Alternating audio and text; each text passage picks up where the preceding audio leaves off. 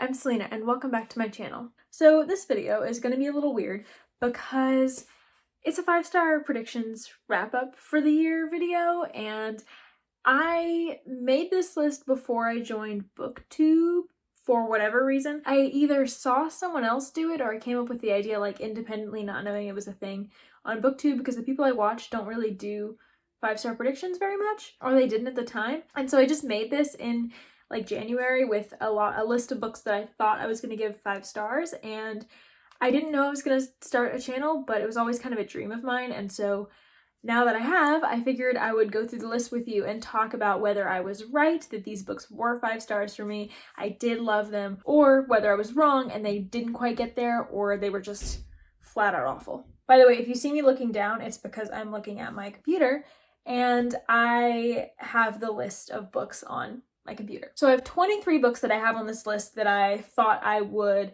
give 5 stars. This list has been edited since, and I will try and tell where a thing has been added on later in the year, because some of these, like, I didn't read all of the books that I had on this list this year, and so I needed to replace them, or I just needed to take them off or something like that. We're going to talk about 23 books, hopefully in not a huge amount of time. Of those 23 books, I picked 5 new releases that I thought I would give 5 stars, 6 fantasy books because it's my favorite genre, 5 classics because it's another one of my favorite genres, 2 contemporary books because it's another one of my favorite genres, and then 5 sort of experimental picks of genres that I don't really read or don't consider my favorites, but I added on this list anyway. So starting with the new releases, I put these on the list in the order that the books came out. And so the first one on the list is The House in the Cerulean Sea by TJ Klune, which I'm pretty sure came out in January of this year. March. So that could be wrong. I don't know. This came out in March. It's roughly the first release that I was anticipating, although I didn't read it right away. I read it much later. I just read it in last month, basically, and so I waited a long time for this. But this basically follows a caseworker who goes to check different orphanages that house magical children, or like magical creatures. Either way, they're all children. And this caseworker that we follow, what's his name?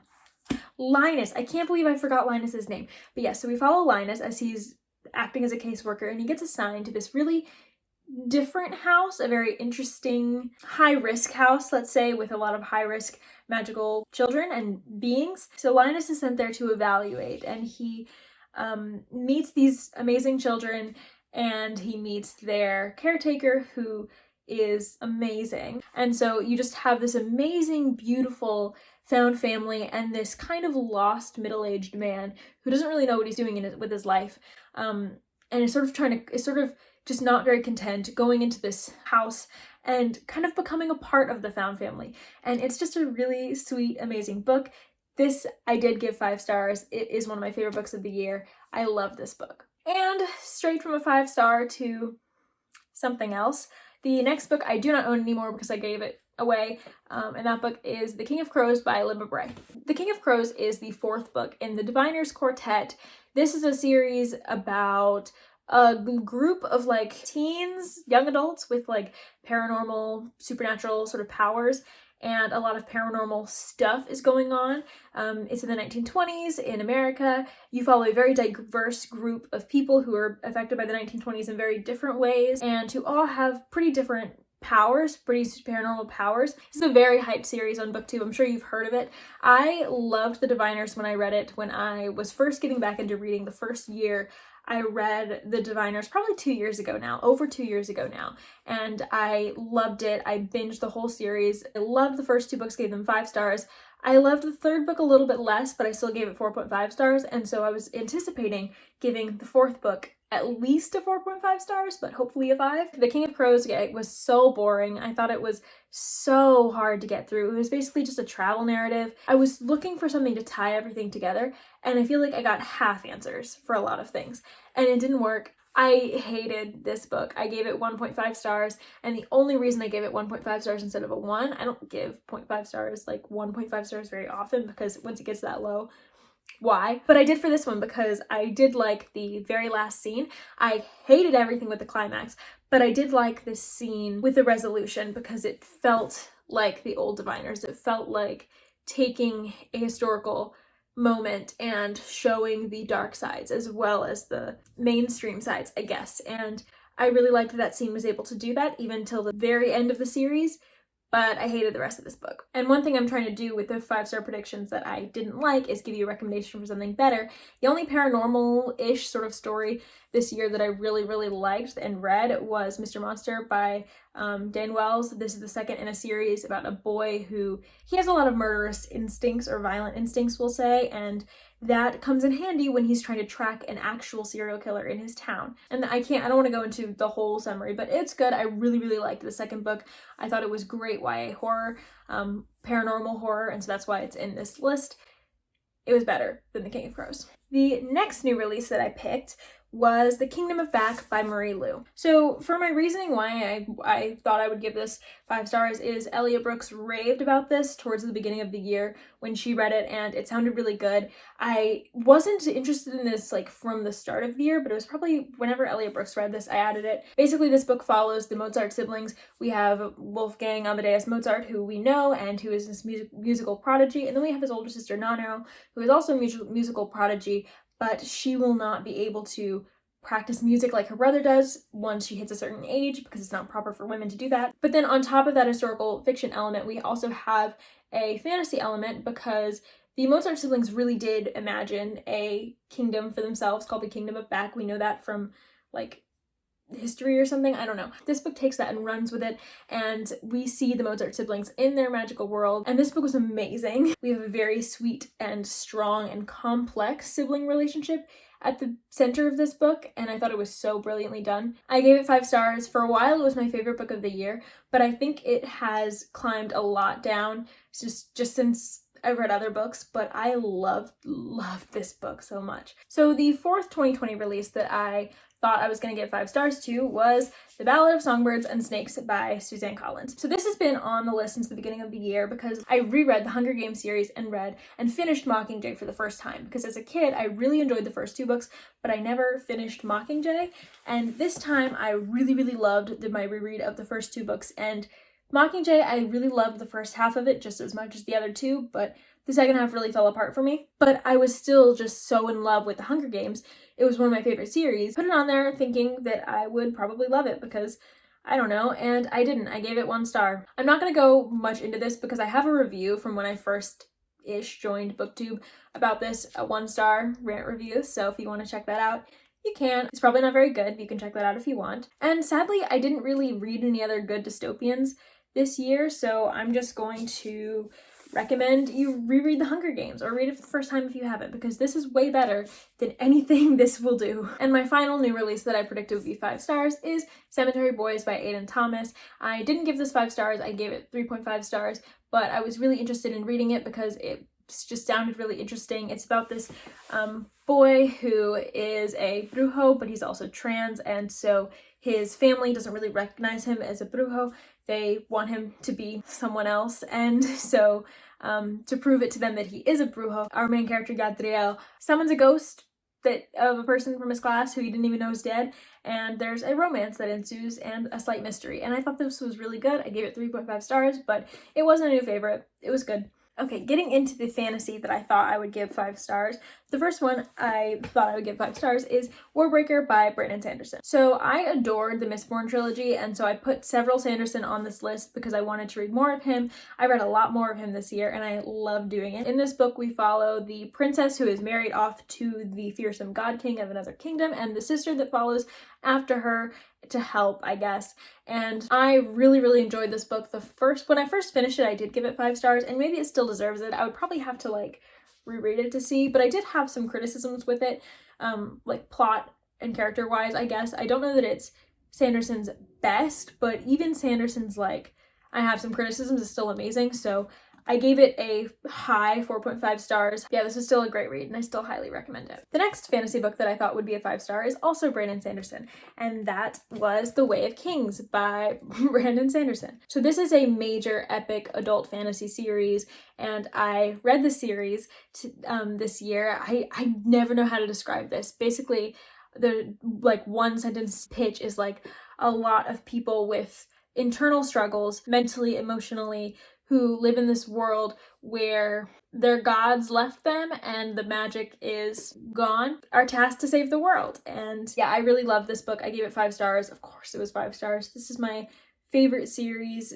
currently. I purposely only put the first in series that I was starting this year because I didn't want to put like this whole series on there because I had a feeling I would love this series, and I did, but this is kind of a placeholder for the whole series because the Stormlight Archive is a 5-star series for me. The next book I put on this list that is a fantasy book is Eragon by Christopher Paolini. I read all of these books before I joined BookTube, and I didn't love Eragon. I gave it 3 stars. I thought it was okay. I put it on this list because I always saw it as a kid and wanted to read it, and I heard good things, but I just didn't really love it in my adult self, I guess.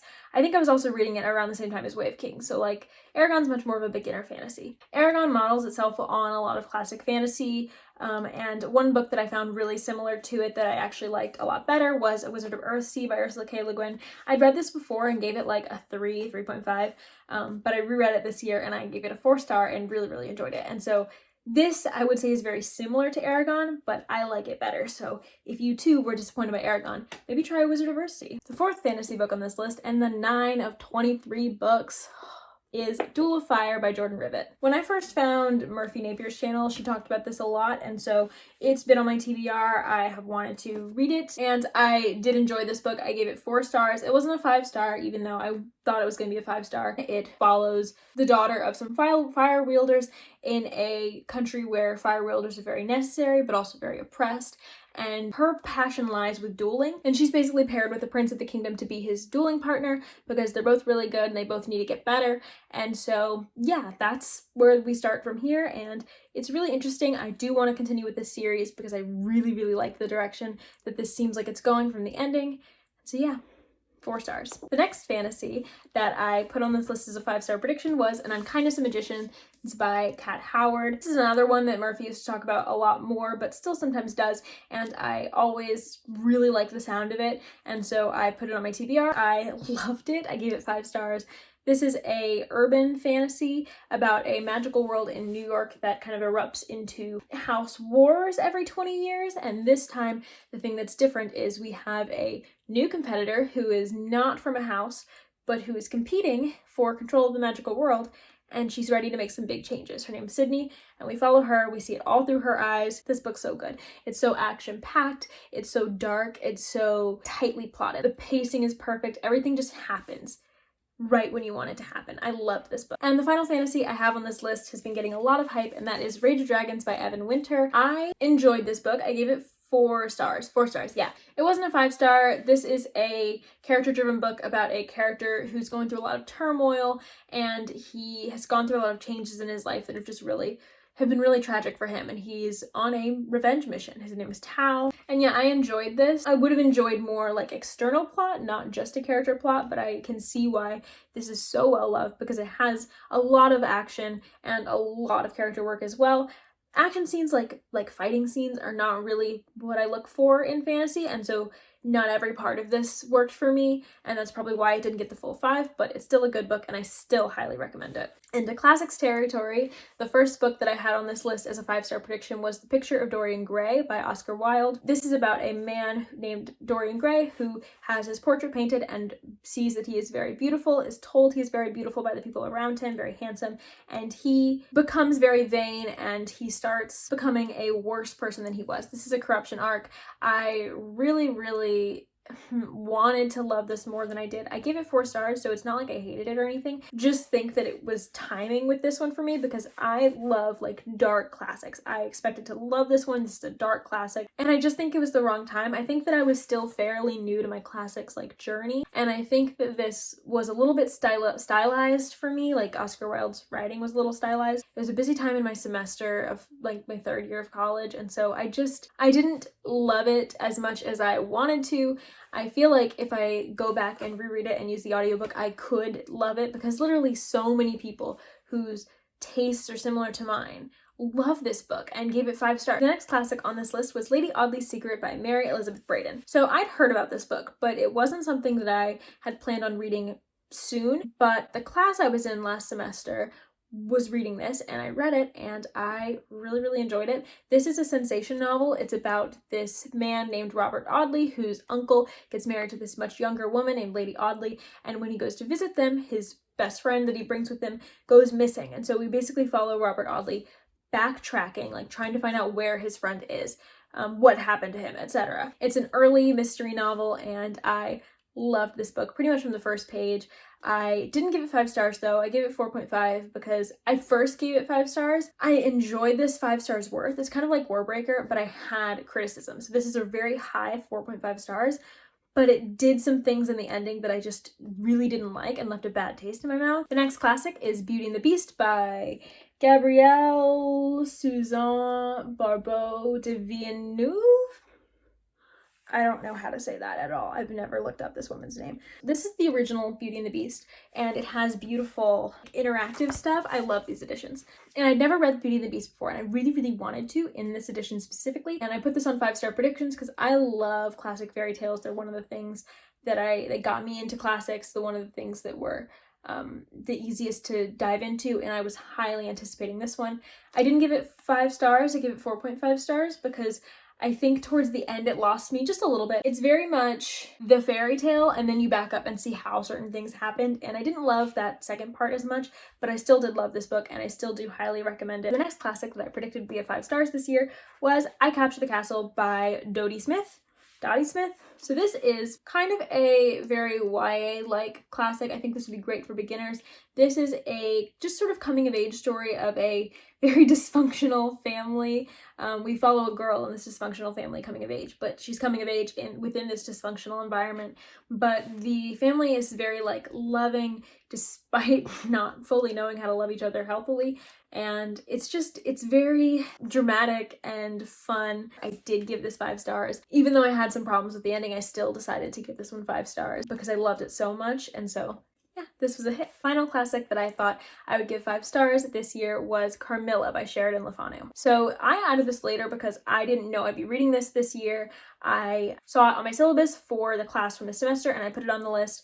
I really enjoyed this book a lot. I gave it 5 stars. I loved it. And I don't want to say anything about it. It's just a different sort of vampire story, and I don't want to say anything else because if you know the twist, then you know it. And if you don't, then I don't want to tell you. Okay, now for the 2 contemporary books.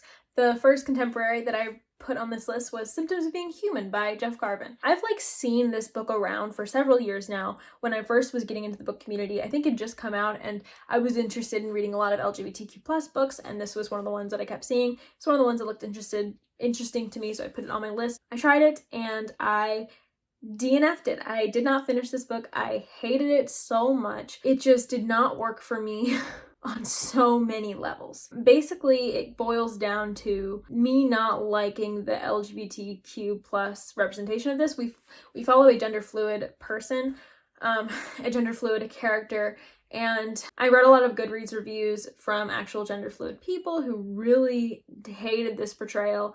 And I was kind of feeling a similar way, not because I'm not gender fluid, so I couldn't make the final call, but I was did this go over well? And apparently for a lot of people it didn't. I'm sure for some people it definitely did. I'm sure this was a big hit for a lot of people. I'm not saying that it's I'm not trying to cancel the book or something, but I did see there were a lot of 1-star reviews from gender fluid people on Goodreads. We basically follow a gender fluid teen who gets famous with a trans blog on Tumblr or on a Tumblr app or something, and it just was so unrealistic. There was stuff that was common sense that our main character Riley just did not know. And I was just why is a queer person saying this to another queer person? Why are you making these statements? And then there was something that happened 77% through that I did not know was going to happen, and it was very hard to listen to. And this book needs a big trigger warning, big content warning that I'll be putting in the pinned comment. And at that point I was nope, time to leave, gotta go, DNF. And so I did, and so it was definitely not a 5-star. I hated that book. One that I did enjoy that's sort of similar is Girl Made of Stars by Ashley Herring Blake. We're not following a gender fluid character, but we are dealing with some of the traumas that happen and symptoms of being human in this one, and I just like the way this one did it better. You do have a trans character, and I do think that could have been handled better. This is about a girl who is dealing with the fact that her brother is being accused of rape by his girlfriend, and she is having trouble processing this because she has some personal experience with this matter, and it is really triggering her. And I love this book. I gave it 5 stars. Symptoms of Being Human, well, I didn't love that one. The next 5-star prediction I had on here was Beartown by Frederick Bachman. This was the first book I finished this year, the first new book that I finished this year, and I loved it. I gave it 5 stars. I put it on this list because I loved In Every Morning the Way Home Gets Longer and Longer so much, and this did not disappoint. I loved it, gave it 5 stars. And this is about a small town that's obsessed with hockey, dealing with the fact that one of the most famous hockey players in the town rapes a girl in the town. And so we see a lot of people's different reactions. We see a lot of supportive people who want to help this girl. And we also see a lot of people who want her to be silent and not talk about it and not ruin hockey for them. And it's just really, really well done. Okay, moving into the more experimental 5-star predictions, I put on a sci-fi book, which is Skyward by Brandon Sanderson. I've loved some sci-fi books, but I haven't explored the genre too much. I put Skyward on the list because I trusted Brandon Sanderson that much after Mistborn, and I loved this so much. I love this series. It's about this girl who on her planet, basically, it's constantly being attacked by enemies from space, and so their pilot program, their military is very important. Spensa, our main character, wants to be part of the military, but they don't really trust her because she's related to her father, who famously deserted in the middle of a major battle, and they really look down on cowardice, and so they think she will do the same. And so this book is about her fighting, kicking and screaming to get into this school and allow her society to give her a chance to prove herself. And I loved this book so much. It was totally a 5 stars. The next book that I put on this list is actually a horror novel. Is it? No. The next book I put on this list is a dystopian, and I don't love dystopian, but it's probably the genre that I've looked into the most when I first started this year, because I'd reread The Hunger Games and stuff. And another one that I reread in December was The Giver, and then I wanted to continue on with the series because I love The Giver so much.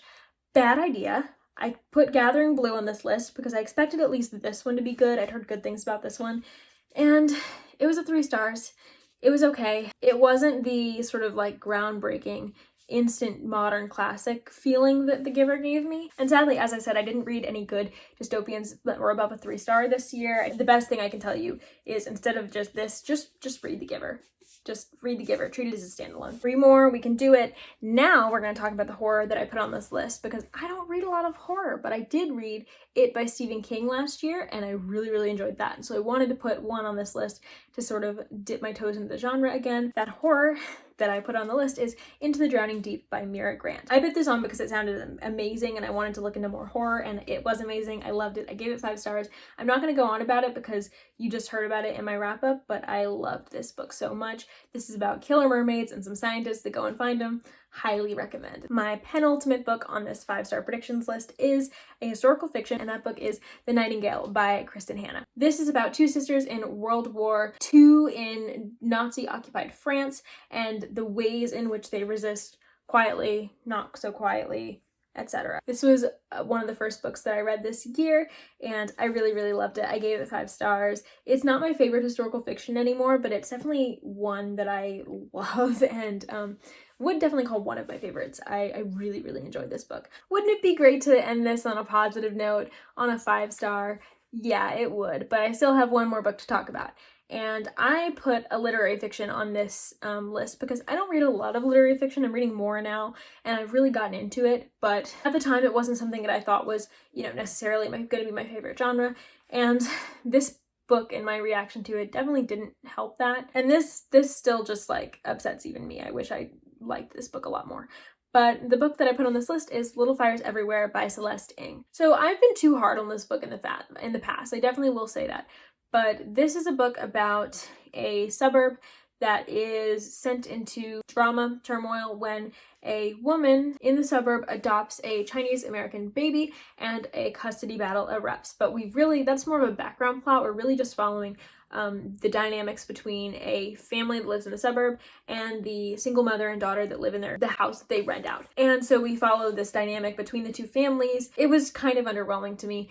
I gave this 2 stars. I really was excited for this book because of the themes it talks about, like the complications around adopting and racism and elitism and things like that. I was really interested in that. Pretty much how everything unwrapped was really disappointing to me. I didn't like the characters. I thought that the characters, their actions weren't congruent to what we were given in Little Fires Everywhere to me, and I just didn't really understand why things happened the way they did. A lot of the themes that came up with parenthood ended up favoring a birth parent, and I can understand that in some cases, like sometimes the birth parent is where a child needs to be, but a lot of times it's not, and there didn't seem to be like enough understanding of that almost. And it wasn't even just about like the main custody battle. It was just that the way that certain things were talked about and posed, I just didn't really love, and there were a lot more discussions of parenthood, like with a lot of the main characters. I didn't like how those relationships were discussed either. I don't want to say anything else, but there's because of spoilers, but if you're interested in a more in-depth review about why I didn't like that, then I have a Goodreads review that I can link. I don't necessarily recommend you don't read Little Fires Everywhere. I think that if this sounds like your thing, you should totally read it. I mean, I think it's well written. It just the execution didn't work for me. Instead of this one though, if you're looking for another recommendation, then I would recommend Everything I Never Told You by Celeste Ng. I really liked that one. Or my favorite literary fiction that I read this year, which was The Vanishing Half by Britt Bennett. And a lot of people say that this reminds them of Little Fires Everywhere, sort of, and like Celeste Ng's writing style in general. And I really, really love this one. This is my favorite literary fiction I read this year. 5 stars. So yeah, that was my 5-star predictions wrap up. Thank you for watching this video. I'm sure it's very long because I've gone through a lot of them. I made this list and I didn't realize how long talking about books takes, and so like next time I'm going to be breaking up my 5-star predictions with like seasons, but I figured I would do a 2021. But thank you for watching this video, and I will see you next time. Bye!